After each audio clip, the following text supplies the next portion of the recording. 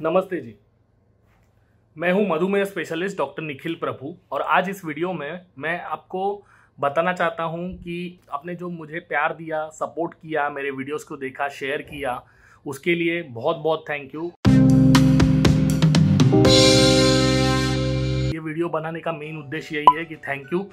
हमारे चैनल के 10,000 से ज़्यादा सब्सक्राइबर हो गए और मुझे बहुत खुशी है कि मैंने सोचा भी नहीं था कभी एक्चुअली कि इतने सब्सक्राइबर मिलेंगे या व्यूज़ मिलेंगे करके। अभी मिले हैं तो बहुत अच्छा भी लग रहा है। आप सब ने जो कमेंट्स आते हैं, जो क्वेश्चंस पूछते हैं, उससे मुझे काफ़ी अच्छा लगता है और उसका जवाब देना भी काफ़ी अच्छा लगता है। ऐसे ही सवाल और कमेंट्स में बिल्कुल पूछते रहिएगा। अभी इस बार first of all thank you so much, बहुत बहुत शुक्रिया कि आपने इतना सपोर्ट और प्यार किया करके। इस वीडियो में मैं बेसिकली ज़्यादा टाइम नहीं वेस्ट करूँगा। मुझे लगा कि कुछ सवाल जो अब तक छूटे हैं, जो कमेंट्स में कुछ क्वेश्चंस मेरे से रह गए जिनका एक्सप्लेनेशन नहीं हो पाया, तो मैंने सोचा कि एक क्वेश्चन आंसर सीरीज़ शुरू करते हैं। जो भी आपके मन में जो सवाल रहेंगे वो आप कमेंट्स में लिख दीजिएगा, तो अकॉर्डिंगली नेक्स्ट क्वेश्चन आंसर वाला जो सेशन ऐसा चालू करते हैं। अगर आपको अच्छा लगेगा तो पार्ट 2 भी करेंगे इसका, कि आप क्वेश्चंस रखिएगा तो मैं उसका जैसे टाइम मिले वैसे उत्तर देने का पूरा प्रयास करूंगा। अभी ऑलमोस्ट लॉकडाउन भी खत्म हो गया है, वापस रूटीन चालू हो गया है। ओपीडी सेशन, हॉस्पिटल विजिट सब ऑलमोस्ट वापस बढ़ रहा है, तो इसलिए टाइम भी कम मिल रहा है। तो मुझे बार बार वीडियोस बनाने के लिए भी काफ़ी डिफिकल्ट हो रही है, पर मैं ज़रूर टाइम निकाल के और भी अपडेट्स लाऊंगा। मैंने कुछ नए टॉपिक्स भी सोचे हुए कि जिसके ऊपर मैं वीडियो बना पाऊँ और आपको और थोड़ा मार्गदर्शन कर पाऊँ। कुछ चीज़ें जो समझ लीजिए क्लिनिक में एक्सप्लेन करने की रह जाती है, कुछ चीज़ें जो आपके मन में रहती है, कुछ सवाल क्लिनिक में डॉक्टर से पूछने रह जाते हैं, वो आप मुझे ये सेशन में पूछ सकते हैं और कमेंट्स में पूछ के रखिएगा। तो मैं आपको अगला वाला जो सेशन इंटरेक्शन वाला रहेगा उसमें मैं कोशिश करूँगा कि उसका जवाब दे पाऊँ। अभी फ़िलहाल मैंने पिछले कुछ जो वीडियोस थे उनके कमेंट्स में से कुछ सवाल निकाले हुए जिनके जवाब मैं अभी आपको देना चाहूँगा और स्पेसिफिकली मेंशन करूँगा कि किन्होंने दिया है करके जवाब, मतलब किन्होंने क्वेश्चन था, किसने पूछा था, और उसको मैंने वन लाइनर आंसर या थोड़ा बहुत आंसर वहाँ पे लिखने की कोशिश की होगी, पर पूरा शायद एक्सप्लेन नहीं कर पाया होगा। तो शायद ये क्वेश्चन आंसर सेशन में हो सके मैं उतना उस पर ज़्यादा रोशनी डालने की कोशिश करूँगा, ज़्यादा उस पर मार्गदर्शन करने की कोशिश करूँगा। उम्मीद है आपको ये अच्छा लगेगा करके। तो अभी पहले एक सवाल से शुरू करते हैं। मैं 1 मिनट चेक कर लेता हूँ और आपको बोलता हूँ। मेरे पास काफ़ी रिक्वेस्ट आई एक बार, काफ़ी वीडियोस बनाने के लिए भी, काफ़ी टॉपिक्स के लिए भी। उसमें से एक मेरे खास पेशेंट है संदीप पॉल जी फ्रॉम कलकत्ता। संदीप जी, ये वीडियो में मैं आपको पक्का HbA1c के ऊपर अगले कुछ दिनों में कोशिश करूँगा कि एक HbA1c के ऊपर अच्छा वीडियो बना पाऊँ, कि जिसमें एक्सप्लेन कर पाऊँ कि क्या HbA1c होता है, उसको कैसे मार्गदर्शन करते हैं, वो क्यों इम्पोर्टेंट है, उसका महत्व क्या है, वो किस चीज़ों से अफेक्ट होता है और उसका अपना डायबिटीज़ ट्रीटमेंट में कितना महत्व है।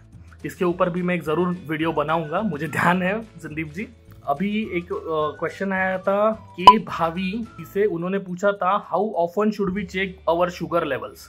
अभी ये डिपेंड करता है हाउ ऑफन का मतलब है। अगर नॉर्मल आप OHS पे हो, मतलब ओरल टैबलेट्स खा रहे हो और शुगर ठीक चल रही है, तो महीने में एक बार फास्टिंग PP चेक कर लिया तो, और 3 महीने में 6 महीने में एक बार HbA1c कर लिया तो भी ठीक है।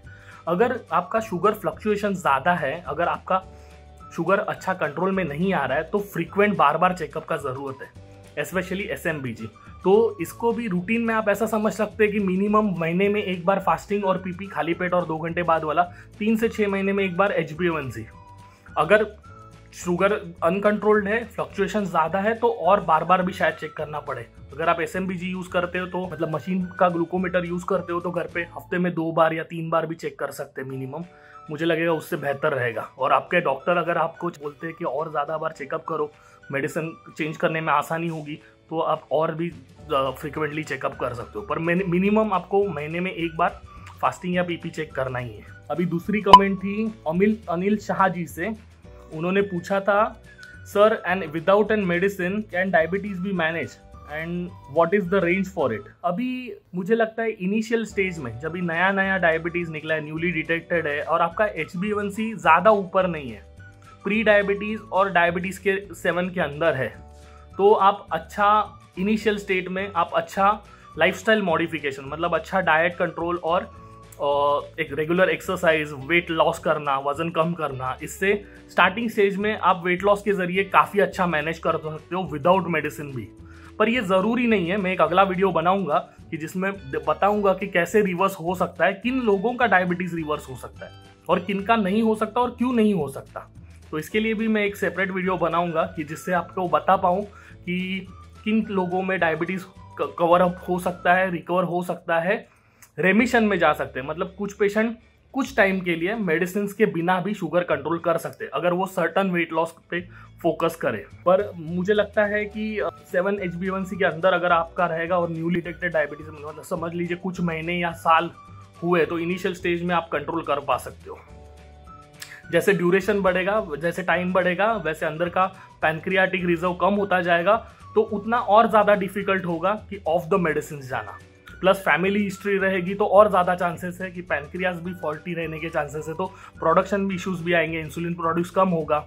तो ऐसे पेशेंट में ऑफ द मेडिसिन जाना इज डिफिकल्ट। मैं उस पर बात करूंगा विस्तार में मेरे अगले वाले वीडियो में। अभी नेक्स्ट कमेंट था श्रीकांत मयेकर जी से।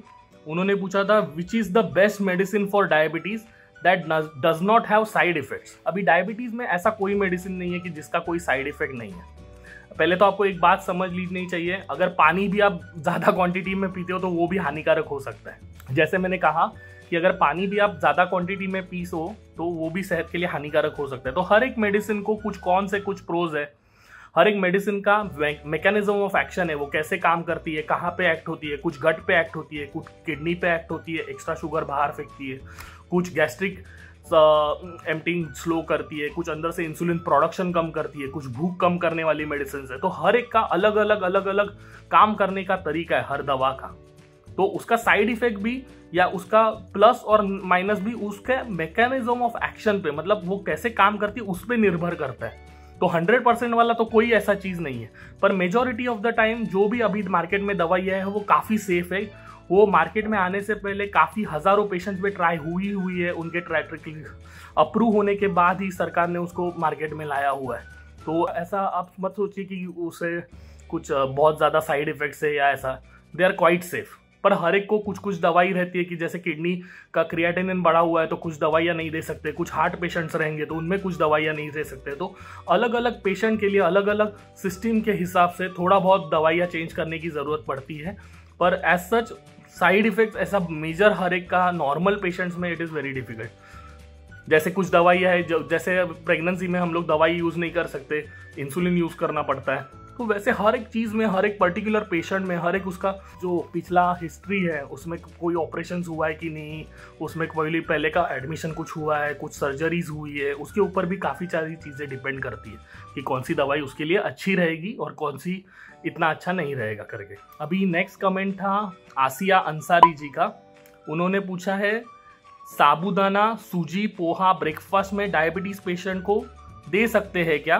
Please tell me doctor. Asiya ji, पहले तो मैं बताना चाहूँगा डायबिटीज़ में कोई भी चीज़ खाना पूरी तरह से मना नहीं है।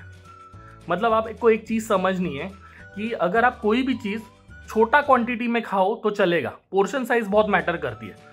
अगर आम का एक आप पीस खा लो, एक स्लाइस खा लो तो ठीक है, शुगर ज़्यादा नहीं बढ़ेगी। आप जब पूरा आम खा लोगे तो शुगर ज़्यादा बढ़ेगी। तो क्वांटिटी इज़ ऑल्सो इम्पॉर्टेंट। भले आप पोहा खा रहे हो पर वो क्वांटिटी स्मॉल रहेगी तो चलेगा। पर अगर लार्ज क्वांटिटी में रहेगा, आपका हेवी ब्रेकफास्ट रहेगा, तो उसमें आप पोहा खाओगे तो नहीं, तो शुगर क्वांटिटी, शुगर लेवल ज़्यादा बढ़ेंगे। सेम चीज़ लागू होती है साबूदाना और सूजी के लिए भी। जैसे पोहा है, पर पोहा से मेरे ख्याल से सूजी से कम, कंपैरेटिवली कम शुगर बढ़ेगी। साबूदाना और पोहा से कंपैरेटिवली ज़्यादा शुगर बढ़ेगी, पर उसमें ऑलमोस्ट क्वांटिटी इज इम्पॉर्टेंट। आप एक टाइम पे वो प्लेट में कितना पोहा ले रहे हो और कितना साबूदाना खा रहे हो वो मैटर करता है मेन, कि आगे आपका शुगर कितना बढ़ेगा करके। अभी नेक्स्ट वाला कमेंट था दुरैया बगासर वाला। उन्होंने पूछा था आपका एड्रेस एंड अपॉइंटमेंट प्रोसीजर बताइए। जी, मेरा एड्रेस आप गूगल में मिल जाएगा। मैं घाटकोपर वेस्ट में श्रेयस क्लिनिक के यहाँ पे प्रैक्टिस करता हूँ। इसके अलावा मैं ऑनलाइन कंसल्टेशन भी करता हूँ। आपको नीचे मेरा नंबर मिल जाएगा कमेंट्स में, 9870916962। ये मेरा नंबर है। इस पर आप अपॉइंटमेंट्स के लिए कॉल कर सकते हैं या प्रेफरेबली व्हाट्सएप कर सकते हैं। तो अकॉर्डिंगली रिसेप्शनिस्ट है वो अकॉर्डिंगली आपको अपॉइंटमेंट का प्रोसीजर भी बता देगी और बाकी की चीज़ें भी आपको बता देगी। आप रिपोर्ट्स वगैरह भी उस पर सेंड कर सकते हो। तो अकॉर्डिंगली आप मेरे नंबर पे मैसेज कर दोगे तो आपको appointment for physical consultation as well as for online consultation दोनों के लिए मिल जाएगा। अभी नेक्स्ट कमेंट था अहिल्या मोहिते जी का। उन्होंने पूछा है, नमस्ते डॉक्टर, मारी बिस्किट खा सकते हैं क्या डायबिटीज़ वाले लोग? जी, अभी जैसे मैंने बताया अहिल्या जी, डायबिटीज़ में एक्चुअली आपने मैदा वाली चीज़ें अवॉइड करनी है। बटर, टोस्ट, खारी, बिस्किट्स, नान कटाई, पाव, ब्रेड, ये सब चीज़ें आ गए उसमें, बेकरी आइटम सारे आ गए। तो अगर आप 2 बिस्किट खा रहे हो, क्वांटिटी कम है तो ओके। अगर एक साथ आप 6 बिस्किट खा रहे हो, एक पूरा खा रहे हो, उसका तो नहीं चलेगा, समझ रहे हो? तो उसको आपको ध्यान देना है कि आप पोर्शन साइज कितना लेते हो। 2 बिस्किट ले रहे हो मारी के तो ओके। उसमें भी मैं प्रेफर करूँगा कि डाइजेस्टिव वाला रहे, थोड़ा फाइबर जाए तो अच्छा है, कम शुगर बढ़ेगी। और साथ में और कुछ ले सकते हो प्लेन मारी के अलावा तो बहुत अच्छी बात है। मैंने लास्ट टाइम मेरे वीडियो में एक बताया था कि अगर सिर्फ प्लेन कार्बोहाइड्रेट्स के साथ में अगर आप सब्जी वगैरह बाकी की सारी चीज़ें लेते हो तो घुलने में टाइम लगता है, शुगर कम बढ़ती है। तो ये मेन फोकस करना है। अगर आप कोई मीठी चीज़ भी ले रहे हो तो उसके साथ में बाकी के सारी चीज़ें, मतलब फल, सब्जियाँ वगैरह अगर साथ में रहेगी तो कंपैरेटिवली शुगर कम बढ़ेगी। अभी नेक्स्ट सवाल है अनिल शाह जी का। उन्होंने पूछा है, sir what's the new guidelines for AC guidelines of American College of Physicians for diabetes and is it harmful to start medicine after 7 HbA1c? जी, अभी इसमें मुझे लगता है डायबिटीज़ में प्री डायबिटीज स्टेज में ही एथेरोस्क्लेरोसिस चालू हो जाता है। मतलब ब्लड वेसल्स अफेक्ट होना आपका डायबिटीज़ आने से पहले ही चालू हो जाता है। तो डैमेज तो पहले से ही स्टार्ट हो गया। आप जितना डिले करोगे उतना डैमेज ऑलरेडी बढ़ चुका होगा। तो मेरे ख्याल से आपने जैसे आपको पता चले आपने फ़ौरन एक्ट करना चाहिए। मैं ऐसा नहीं बोल रहा हूँ कि आपने मेडिसिन चालू करना चाहिए, मैं बोल रहा हूँ आप लाइफस्टाइल मॉडिफिकेशन के पे फोकस कर सकते हो। इनिशियल स्टेज में डाइट, एक्सरसाइज, वेट लॉस, इस पे फोकस कर सकते हो। अगर उससे बात बन जाती है, शुगर कंट्रोल आ जाती है, मेन एम तो अपना शुगर कंट्रोल रखना है। तो अगर आप डाइट और एक्सरसाइज से कर सकते हो तो उस पर फोकस कीजिए। अगर नहीं हो रहा है तो मेडिसिन लीजिए पर, क्योंकि सब चीज़ें अच्छी तभी रहेंगी जब शुगर अच्छी रहेगी। बाकी अभी नेक्स्ट वाला उनका कमेंट आया सायरा बानू जी का। उन्होंने पूछा है, सर क्या गुड़ खाना चाहिए या नहीं? जी, डायबिटीज़ पेशेंट के लिए तो गुड़ खाना इतना अच्छा नहीं है, पर मैंने एक सेपरेट वीडियो बनाया है। अगर आपने प्लेलिस्ट देखा होगा तो उसमें मैंने मेंशन किया है कि मेरे प्लेलिस्ट में ये वाला वीडियो है, आप एक बार ज़रूर देखिएगा सायरा जी, ठीक है? उसमें मैंने अच्छे से एक्सप्लेन किया है कि क्यों गुड़ खाना अच्छा नहीं है डायबिटीज़ वालों के लिए। बाकी ये अभी मैंने कुछ सवाल लिए थे, कमेंट्स लिए थे, वीडियो को और लंबा नहीं करूँगा। अगले सेशन में अगर आपके और कुछ कमेंट्स रहेंगे तो उनको मैं ज़रूर आंसर करूँगा।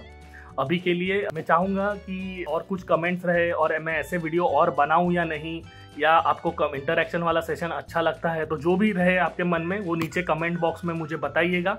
अगर आपको वीडियो पसंद आता है तो मैं ज़रूर अगला सीरीज़ में ऐसा करूँगा कि जिसमें आपके सवालों के जवाब दे पाऊँ ऐसे। बाकी शुक्रिया वापस एक बार for following me and supporting me. And मुझे बहुत अच्छा लगा कि आपने इतना लंबा सपोर्ट दिया। मैंने कभी सोचा भी नहीं था कि मेरे 10,000 का भी फॉलोअर्स बन सकते हैं यूट्यूब पे, और अच्छी बात है, बहुत अच्छा भी लग रहा है और बहुत आपने प्यार दिया, सपोर्ट दिया, तहे दिल से शुक्रिया, धन्यवाद।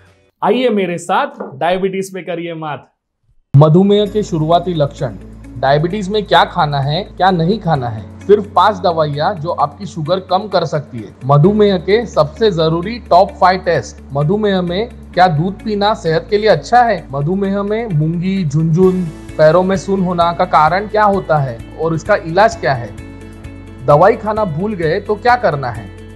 मधुमेह नियंत्रण, आहार, इलाज की पूरी जानकारी के लिए हमारे प्लेलिस्ट को जरूर देखिएगा। अधिक जानकारी के लिए हमारे चैनल को सब्सक्राइब कीजिएगा और बेल आइकन दबाकर नोटिफिकेशंस पाइएगा।